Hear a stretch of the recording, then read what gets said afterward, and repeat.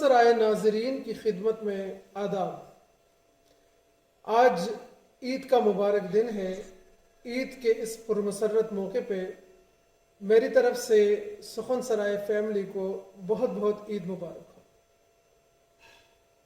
ایک پیغام آپ سب کے لیے یہ ہے کہ جو لوگ خوشی کے لیے اپنی ذات کو محور بنا لیتے ہیں تو ممکن ہے کہ خوشیاں اس کے ارد گرد طواف کرنا شروع کریں، لیکن اس صورت میں وہ اکیلا رہ جائے گا۔ جبکہ جو لوگ خوشی کو مرکز بنا لیتے ہیں وہ اس خوشی میں پوری کائنات کو، پوری دنیا کو اپنے ساتھ ملا لیتا ہے، وہ اپنے رشتوں کے ساتھ جڑا رہ جاتا ہے۔ اس لیے اس خوشی کے موقع پہ اپنوں کو اپنے ساتھ ملا کے رکھیے گا۔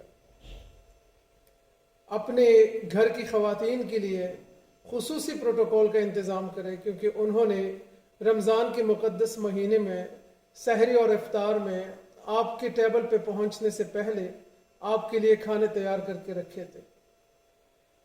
اور اس خوشی کے موقع پہ ان لوگوں کو بھی ضرور یاد رکھیے جو اس وقت مصیبت میں ہے، پریشانی میں ہے۔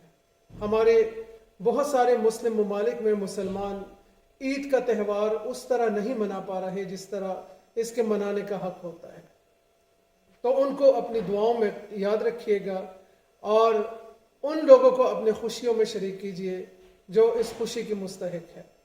میری طرف سے سخن سرائے فیملی کو بہت بہت عید مبارک۔